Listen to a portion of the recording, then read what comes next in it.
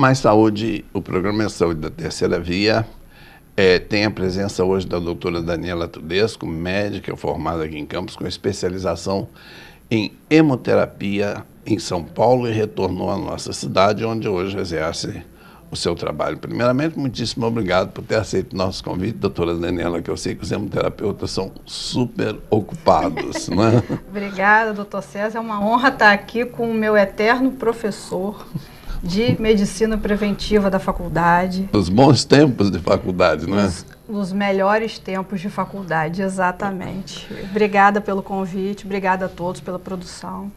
Doutora Daniela, nós sempre estamos assistindo na televisão, nos meios de comunicação, os comentários de falta de sangue nos locais de distribuição de sangue para os diversos hospitais. Eu gostaria, primeiro, que a doutora Daniela nos respondesse aos telespectadores o que é hemoterapia. E, em segundo lugar, por que a frequência desses episódios de falta de sangue nos nossos bancos de sangue? Então, vamos lá pela ordem.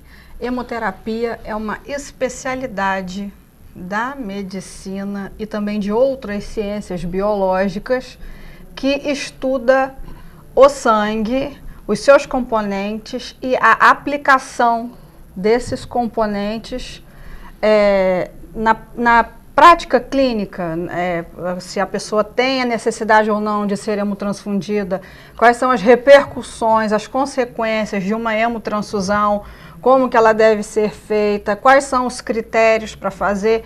Então, a hemoterapia é basicamente uma especialidade. E não é só médico que faz hemoterapia, existem os biomédicos que fazem hemoterapia, que atuam nessa área, principalmente lá em São Paulo, existe muito biomédico lá. Tem farmacêuticos que se especializam nessa parte de hemoterapia, tem biólogos, toda essa parte das ciências biológicas, a pessoa pode fazer hemoterapia também como uma especialização. Perfeito. E a que se deve a que, com tanta frequência, nós tenhamos esses episódios de falta de sangue em nossos bancos de sangue? Bom, o ciclo do sangue é um ciclo muito delicado, que depende basicamente de uma balança.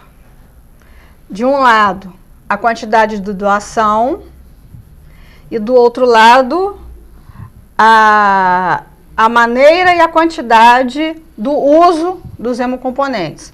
Então, se você tem pouca doação e uma demanda grande de hemocomponente, uma solicitação grande, de repente um lugar que realmente exista a necessidade daquele uso naquele momento, né? Epidemiologicamente falando, houve alguma circunstância que favoreceu o consumo exagerado de hemocomponentes, mas se você tem uma pouca doação, você vai ter uma demanda reprimida.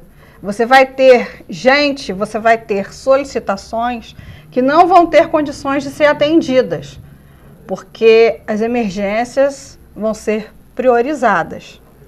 E se por um lado é difícil isso acontecer, se por um lado você tem pouca solicitação, aconteceu de repente de ser uma época mais tranquila, como diz outros, os astros conspiraram a favor de não solicitar tanto sangue naquele determinado momento.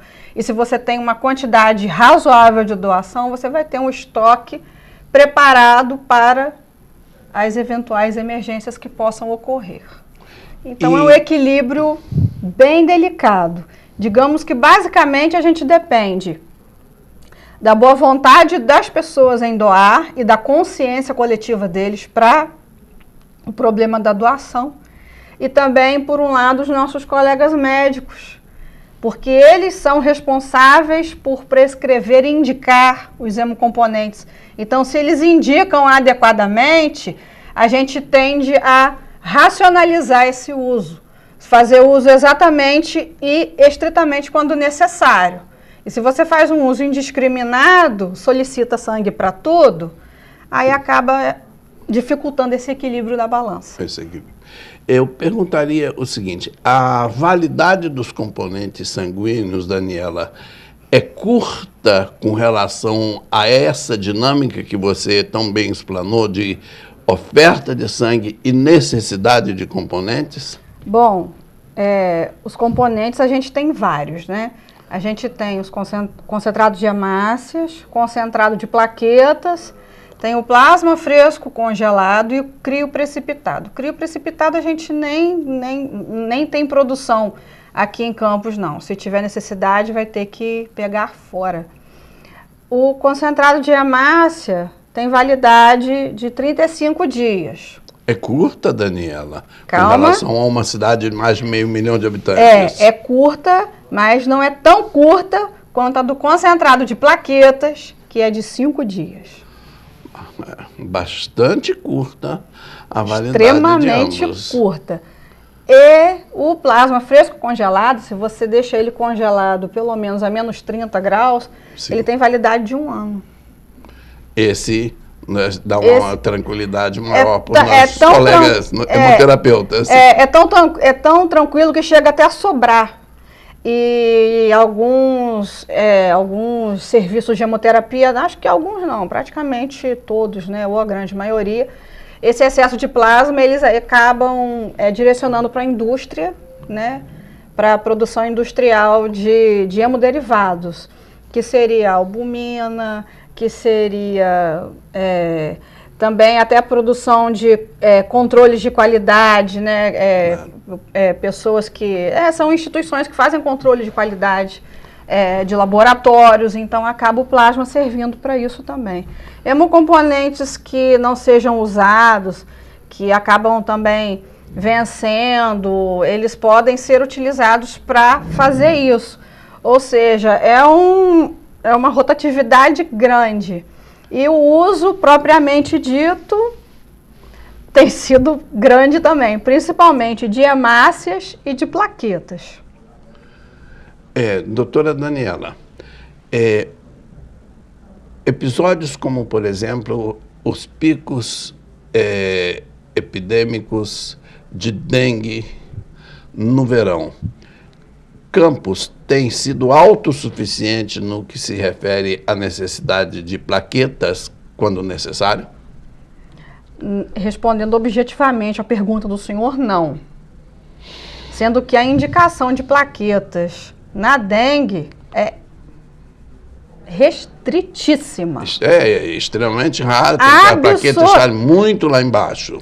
Não, na verdade não é nem pelo nível, não. A gente só faz transfusão profilática de plaqueta nas pessoas que têm plaqueta abaixo de 10 mil, né, que seria um grande risco de hemorragia intracraniana, mas a gente prioriza mais as crianças e os bebês prematuros. Claro. Aí eles são prioridades, porque um sangramento neles pode gerar consequências mais sérias lá na frente. E eu perguntaria, porque provavelmente uma das situações de maior frequência, e os acidentes automobilísticos? Olha, na verdade, doutor César, Campos hoje em dia não tem, como que eu vou dizer, não tem uma autossuficiência, né, em hemoterapia, porque o nosso grande fornecedor, né, nosso grande produtor e fornecedor de sangue, que é o Hemocentro de Campos, vive por muitas vezes numa realidade complicadíssima, porque depende de doador voluntário. Nós vamos falar mais especificamente sobre esse tema no nosso segundo bloco. Terminamos aqui o nosso primeiro bloco e já retornamos em seguida.